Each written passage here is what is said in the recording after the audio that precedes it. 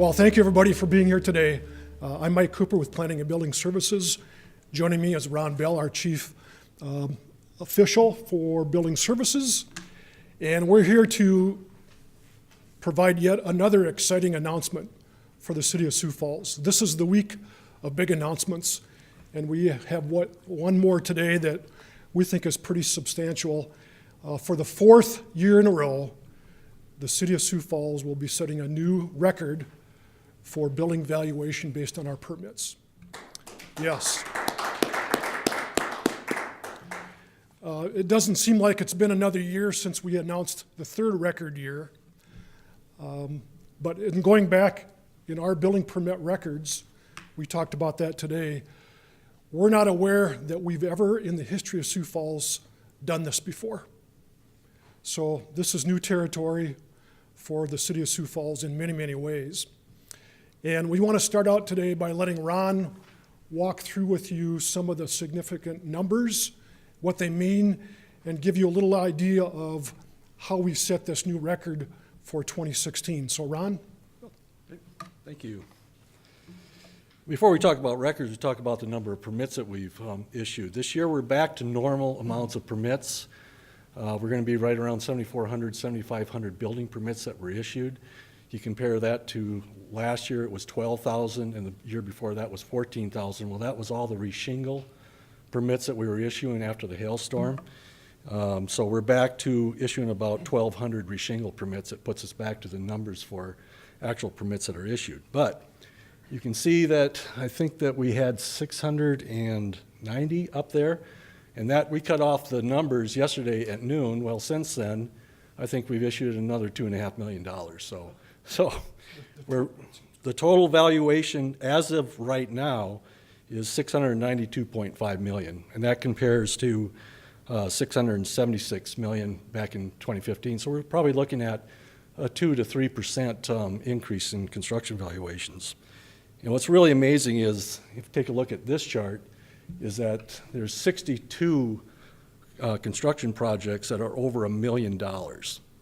That's truly amazing right there. But if you look at that, 10 buildings exceed 10 million, and 2 projects have a construction valuation of more than 20 million. So with that, if you take a look at the numbers of apartments, of the top 10 that you'll see in here, that there's five apartments that have been issued, and that's Greystone Apartments, Grand Living, Touchmark at All Saints, University Hills, South Point Townhomes. Those are all over $10 million. So if you take a look at the numbers of residential compared to commercial, this year we're about 57% of our construction valuation is residential. That includes apartments, and that compares to 42%. And that's typically not the case. Typically, commercial is going to be more than residential. So that's been real strong. So as far as the number of units, that's another record. If you take a look at this chart right here, we really blew away the record in 2014, which was 2,056 total dwelling units. This year, we issued 2,548, except that we issued a bunch more apartments yet this morning. So that number will be going up even further. But as far as single-family dwellings, we issued 688, which is that's pretty back to normal after the recession area. The highest we've been since a recession is 731 dwellings, and we're back to that 688. I was hoping to hit 700 this year, but I don't know if we're going to make that. But another record was the townhomes. We issued 351 townhomes, which is about a 31% increase from last year and a 24% increase from the record number of townhomes that was there for the year before.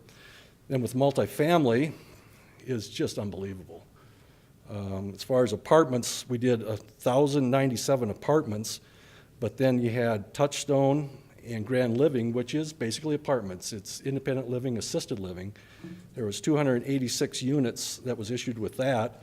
And then we also have another concept, and that's the downtown buildings, where it's a mixed-use type of facility, which will be living dwelling units. that you will see at the Washington Square, that direction, and Jones 421, and that was 53 units. So, and then we also issued 8 duplex units, so that gets us up to that 2548, except for the amount of apartments that we just issued this morning again. So that number will be going up just a little bit.